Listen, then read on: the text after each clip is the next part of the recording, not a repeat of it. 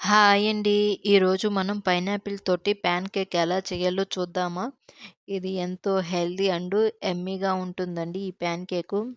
చాలా సాఫ్ట్‌గా, స్మూత్‌గా ఉంటుంది. చిన్న పిల్లలు కూడా చాలా ఇష్టంగా తింటారు ఈ ప్యాన్ కేక్‌ని. Welcome back to my channel. నా వీడియోని చూస్తున్న వాళ్ళు సబ్స్క్రైబ్ చేసుకొని లైక్ చేయండి. అండ్ కామెంట్ కూడా చేయండి. నేనిక్కడ ఒక పైనాపిల్ తీసుకున్నాను. ఈ పైనాపిల్ మీదున్న పైన తోలు వరకు శుభ్రంగా తీసుకొని ఈ విధంగా ముక్కల్లాగా కట్ చేసి పక్కన పెట్టుకోండి.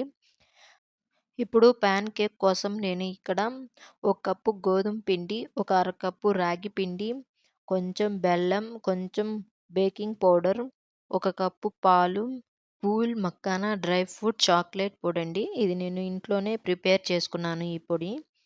నెక్స్ట్ వీడియోలో ఈ పొడి ఎలా చేయాలో చూపిస్తాను.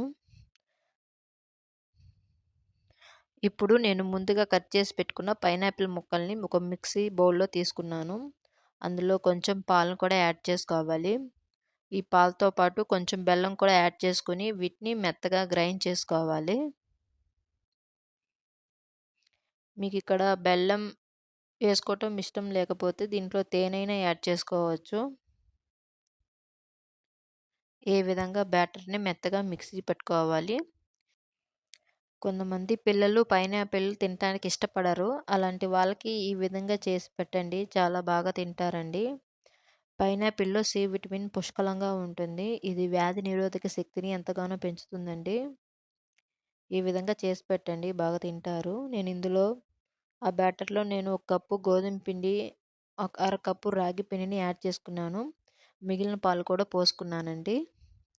అందులో కొంచెం మక్కానా డ్రై ఫ్రూట్స్ చాక్లెట్ పొడిని ఒక స్పూన్ కూడా యాడ్ చేసుకుంటున్నాను.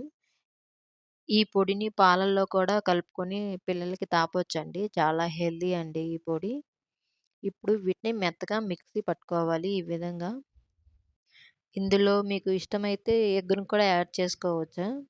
ఇక్కడ నేను ఎగ్‌ని యాడ్ చేయలేదండి. ఈ విధంగా అన్నీ వేసుకొని ఈ విధంగా బ్యాటర్‌ని ప్రిపేర్ చేసుకోవాలి. ఈ కన్సిస్టెన్సీలో ఉండాలండి పిండి ప్యాన్ కేక్‌కి. ఇందులో నేను చిటికెడు బేకింగ్ పౌడర్‌ని యాడ్ చేసుకుంటున్నాను.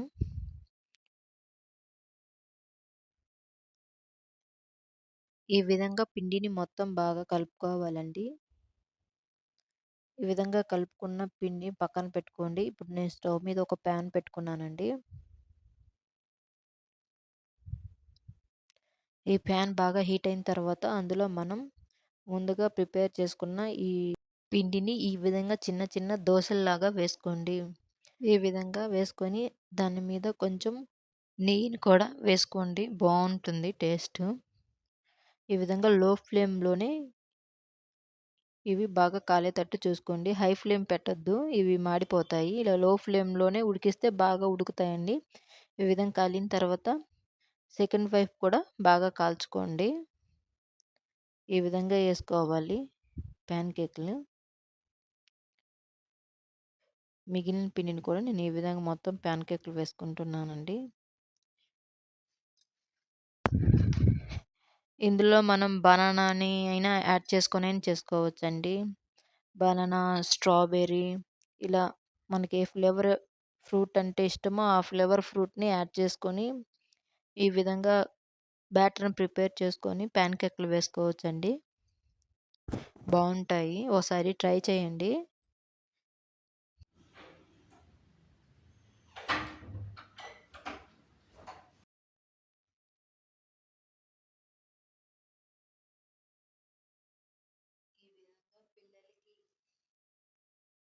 ప్యాన్ కేక్‌లు పిల్లలకి లంచ్ బాక్స్‌లో కూడా పెట్టి పంపించొచ్చండి.